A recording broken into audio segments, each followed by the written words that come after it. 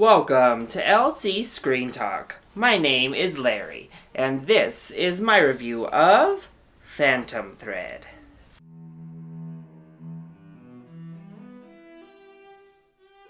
Daniel Day-Lewis's final film.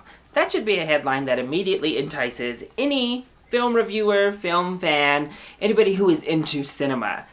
But for whatever reason, I just wasn't all that excited to see Phantom Thread, if I'm being honest. Paul Thomas Anderson is okay to me. I generally can appreciate what he's bringing to the table, but very rarely do I actually enjoy watching his films. So I was very skeptical going in, and this looked to me. But I'm happy to report I really liked Phantom Thread. So let's go ahead and talk about what it does right. First of all, the performances are spectacular. Daniel Day-Lewis completely dissolves into the role. He is so good and so different than most all the other Daniel Day-Lewis performances we've seen, including previous works with Paul Thomas Anderson. But also huge shout out to Vicky Krieps, who I think was also spectacular. I think she really sold her role, stood toe-to-toe with Daniel Day-Lewis, and helped deliver this back and forth chess match beautifully well. So I'm rocking a Michael Kors tie for my review, but this film, the fashion is on point. Thankfully, because if it's a movie about fashion, hopefully the fashion at least looks good. And in this case, it very much does. So this ought to be pretty much a lock for the Oscar when it comes to best costuming, because the costumes are fabulous. The script, also really good. I think it's very smart, it's very witty. It beautifully throws in these touches of just absurdity, these ridiculous comedic moments, and I thought they were placed so well amongst the tension that continues to rise, and then we get even tension-filled comedy thrown in that works beautifully. And Anderson does direct this film very well.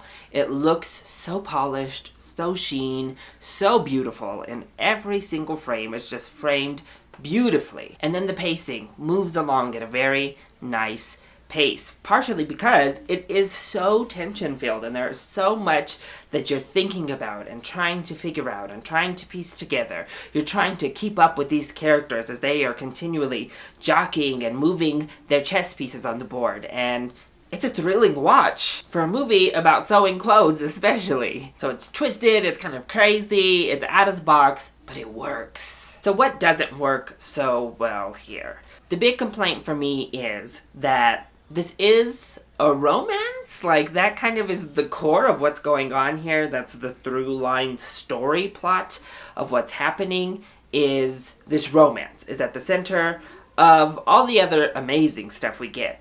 And honestly, the romance part is the part that I was like, ugh, too. First of all, you never, not even once, do you understand this woman's reasoning for going along with Daniel Day-Lewis's character. He acts so weird and so strange to her right off the bat in the restaurant. Why exactly did she even accept that first date? And then when they do go on their first dinner date, he seems crazy, like a legitimate crazy person, and they just take it way far, and you're like, oh my gosh, I would be running for the hills by now. What is this woman doing? And you get why he wants her. That's pretty evident right off the bat. And I think by the end, they kind of flip-flop a little bit in that way, which is a very interesting concept.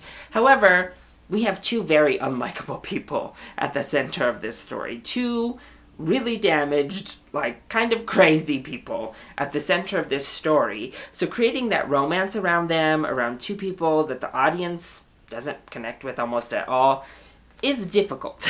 And if it had just been kind of this character study and we didn't have all that romance, if she was just a co-worker type, I think it would have been more successful personally, and then we wouldn't have got that really strange ending. But again, the ending worked for me in this case. That's the thing with indies these days. It's not a true indie, it's not true art if we get proper conclusions to our stories anymore. And this film leaves us with a weird ending, but still an ending that feels satisfying. Still an ending that takes us somewhere. So I do appreciate Phantom Thread for that. But ultimately, this is a beautiful, well-written, amazingly acted, and beautifully directed film that I was shocked at how much I actually enjoyed. I was riveted from the very first frame all the way through to the end credits. It kept my attention, it kept me invested, and I think it was just a beautifully crafted film. So, I say seek out Phantom Thread. If it's playing in a theater near you, give it a chance and give it that full price ticket. It's definitely quality enough to deserve it. So, that is my review of Phantom Thread. I hope you enjoyed it. If you did, go ahead, click like down below, and subscribe to the channel so you are always up to date on our latest videos. Also, join in on the discussion. Are you excited to see Phantom Thread? Or have you already seen it? If you have, let me know what you thought in the comments down below. And if you haven't, are you excited to see this one? Also, let me know, either in the comments or you can hit me up on Twitter. I love you all so much for your support. Mwah! Thank you for watching, and I'll see you next time. Bye!